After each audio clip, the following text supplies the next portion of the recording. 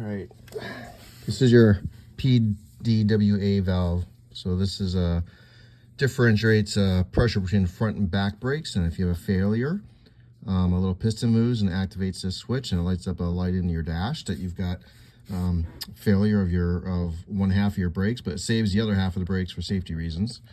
What happens a lot is you start to see brake fluid coming up along these wires, and a lot of people think it's the seal down here, but it's not. It has to do with the O-rings on the piston. So basically what you have to do is you have to remove this device. It's easier to remove it from the car and replace those O-rings on the piston. So the first thing you do is pinch this, get the wires off. You can clean those up later. And next thing you're going to do is you're going to take a what is this? A 7/16, and you're going to break these connections loose, so they're not stuck. And we'll do that, and then I'll take this bolt out, and then I'll start to unwind this stuff and get some rags in there and stuff like that. I have drained my brake fluid out of here just so that there wouldn't be too much in the reservoir. So if there's only thing that's left is what's in the pipes here. We gotta get this thing removed. I have done this process before. It lasted about 10 years. And now I'm doing it again. So I broke all 4 of these loose. I will tell you the hardest part of this whole process is 1, getting the piston out, and 2, getting these 4 lines to line back up and get this thing back in place. Trying to get all 4 of these to line up without cross-threading is painful. Very, very painful. Anyways, and then I put a 1/2-inch wrench on this, and I'm working on taking this out. And I've got a few extra towels in here. I have .5 fluid, the purple stuff in here, so I don't have to worry about this. It's not going to eat up any paint and undercoating and stuff. All right, that's out.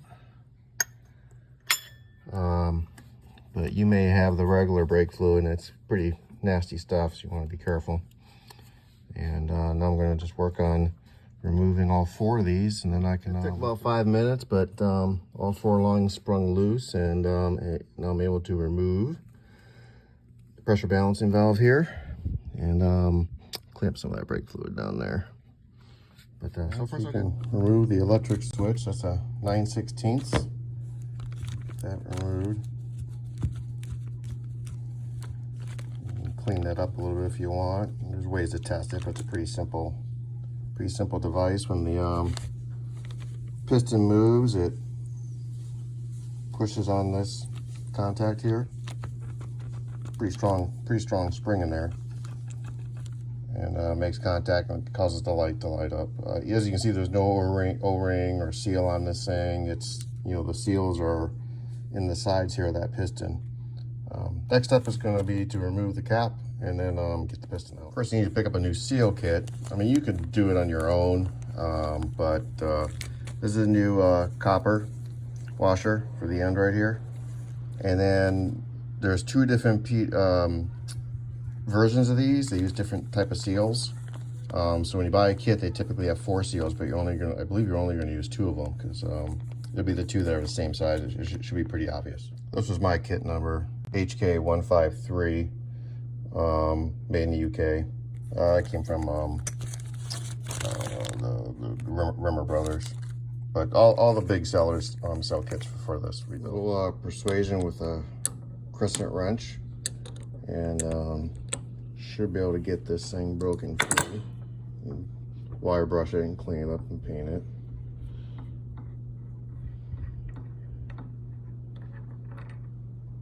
There we go. There's the copper washer, the brass. We can see the piston in there or not. Yeah, there it is down there. Yeah, it's not fun trying to get it out. I'm going to try a few different methods, see what works. So getting the piston out is a lot of different ways you can try. You can try get a dental pick or something and trying to coax it, coax it out that way. You've got magnets you can put on here. You can take needle nose pliers and try and grab the end of that piston down there and try and get it out. Typically it's stuck though, because it doesn't move. unless it gets activated. So typically it's stuck. Worst case is you're going to be plugging up the ports here and sticking an air compressor in the end. And I think that's how I did it last time, is I plugged up the ports and I stuck an air compressor and I pointed this thing and it launched itself. And but I'll see. I'm gonna play around with it a little bit. You may need to put some penetrating oil of some sort down in there. You're not going to damage anything, so that's probably what I'm going to do first, is let it soak for a little bit with some penetrating oil. Let it soak a little while, 15 minutes. I tried, you know, pulling it with the pliers. I tried picking at it. It wasn't moving. I'm just going to move to the air, which I think will do it. I think I only need to plug one port. I got this just generic rubber plug, which I'm going to hold on tight with my finger. And I'm going to put air in this port, and I'm hoping it forces it through. I don't think I need to plug up these two ports. I'm going to point this thing into a towel inside of a box and have some safety glasses on. And this will be my air. That worked quite well. So, plug up just one of the rear ports. Put that in there. Just start popping it, and have this thing pointed in something soft, and this thing will come out like a bullet. First time I tried it was 70 psi. It did loosen it up. I then just cranked it up to like 100, 110, all the way it would go, and it came right out. So this is much easier and will cause a lot less damage from poking at this thing with a pick or pliers. Because most rebuild kits don't include a new one of these, but you can buy a kit that includes a new one of these. So we're gonna get some new O-rings on this thing. So this is where the leaks are coming from, is from these O-rings failing. Next step is take these O-rings off. Don't discard them, and you can start, you know, wire brushing, cleaning, putting brake fluid down this. Just clean it up head to toe, and prepare to put it back together. If you don't care about that, you can just put the new O-rings on and push in as you get as close to center as you can, and put it back together. But I'm gonna clean it up, and I'm gonna put some clear coating on this and stuff. The valve with my wire wheel here, and it polished up real nice. Wiped it down, and I cleaned up this, pulled the old O-rings off. So here's the kit, and here are the old O-rings are on top. Here are the new. So it's obvious I'm going to be using the larger two new ones here, and I'm not going to use these smaller ones here. They're probably for an earlier TR6. This is from a 1976 TR6, and I'm going to put some clear coat on this and let it dry overnight. For this product, I'm not going to spray paint. I'm going to use this Protecto Clear. This stuff really works really good, because if you want this to stay shiny looking, you're going to need to coat it with something, or powder coat it clear if you've got access to that. Filled the ports in with some paper, and put the bolt in at the bottom to hold it in place. I'm just going to give it probably 1 or 2 coats of this stuff. So this thing is nicely clear coated now. Next thing I did was I decided to give it another thorough cleaning inside, just in case. Brake cleaning fluid these days is so environmentally friendly. It's not as strong as it used to be, in my opinion. Anyways, I just used some goof off and a Q-tip, and you can see just me cleaning inside, especially where the piston's gonna go. I was able to, you know, it's no longer white. It picked up some stuff, and then I blew it clean real good with the air, electronics duster, or whatever. So I know it's nice and clean inside now. And then I'm preparing the nut on the end now. I'm gonna just paint it black real quick. A few more thoughts. So this is all cleaned up. Painted it with some engine paint. On close inspection, I did notice that there is some corrosion and pitting right where the O-ring seat. I should have bought the kit that included a new one of these. I did do a quick search on the internet, and this is like basically impossible to find right now. I don't know if it's COVID related, but I'm just gonna have to roll with it and hope the new seals make a seal. You'll notice that I took some of my kids' paint and I put a little paint in the middle. That's so that when I'm pushing this thing in with a flashlight, I can see when it's centered really easily. This area is not exposed to brake fluid in theory, so you're not contaminating anything, but I want to be able to see that pretty easily. To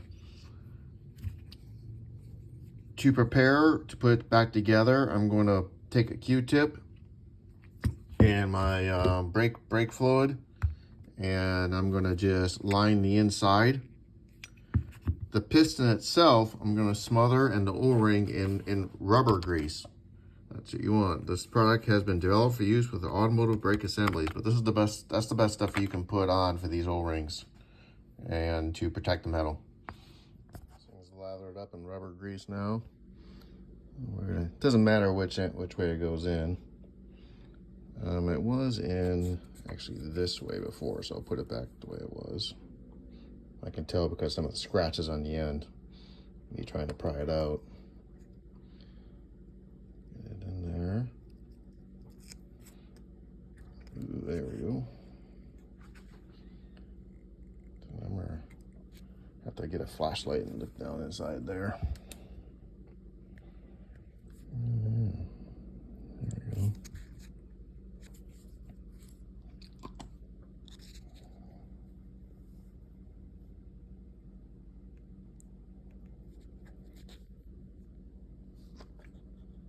Ooh, I pushed it too far. Yep. Let's see if I can't nudge this thing back.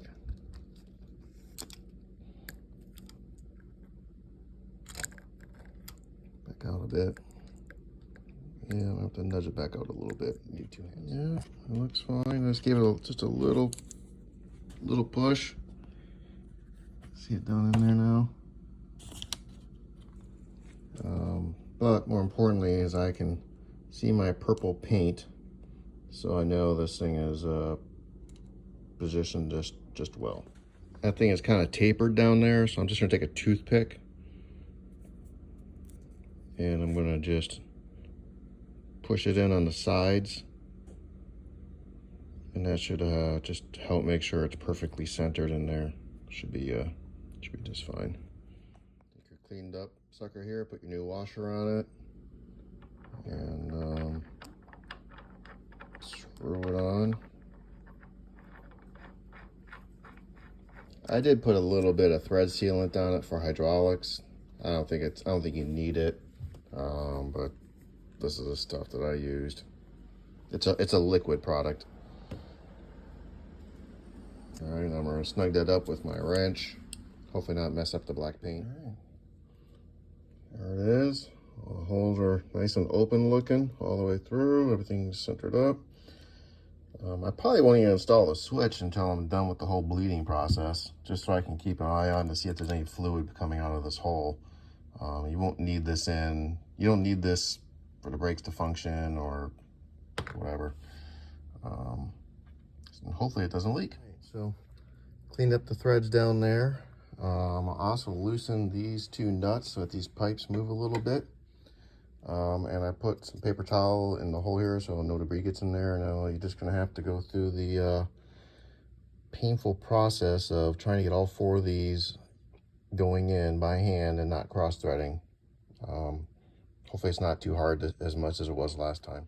I started with this one here because that was the hardest to get off, and I'm gonna do this one second. I'm gonna do these 2 next. Remember, these are cross-piped. They're supposed to cross like that, so don't straighten them out. The logic being is I can always disconnect these and get a little bit more free play if I need to, versus the other 2 pipes are buried under the car. So I want to get so this one went on okay, a little bit difficult, and I'm going to do this one next. It all kind of went on a little bit easier than I remembered. Maybe it's because I cleaned everything up so good last time. I had all the pipes out. Do as much as I can by hand, and I'll finish it off with a wrench. Oops, going the wrong way. There we go. So far, so good. Everything's snug.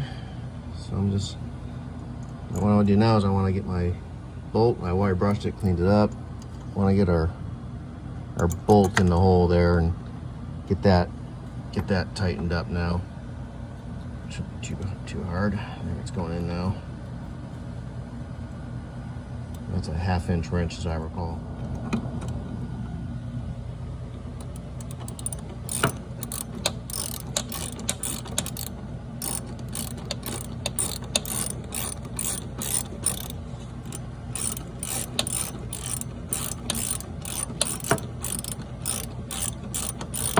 Getting there. There it is. All right. Take my wrench and give all these a final little snug. I don't want to super tighten them unless I see a leak. Then I'll start. Give it a little more of a tug. There you go. This one's kind of hard to reach. There we go. These front ones seem to get real tight to the body, but these two only seem to go like in half in for some reason. But worked fine before, it's sealed fine, so see how it goes. Tighten these back up. If you loosen them like I did, it's a little snug. I also replaced this reservoir cap with new O-rings at the bottom. It always kind of leaked. It had a scratch on it. But my master's still good, so I did not rebuild that. And we're replacing stainless steel brake lines, some other stuff. Snug. Snug. All right, so that's good. The switch I just connected, or just leave it loose. That way I just know it won't get lost somewhere in my garage. And we're not bore you with the brake breeding process, but the goal is to bleed carefully and slowly so that you don't move that piston. Otherwise you got to get recentered, which is a pain. And anyways, that completes this task. Adios. One last thing I did was I put some Protecto or painted over the nut here that I did not seal. That way all this is stay nice and shiny for a long time. Also straighten out this cable and put it back in place. This is the oil pressure feed line.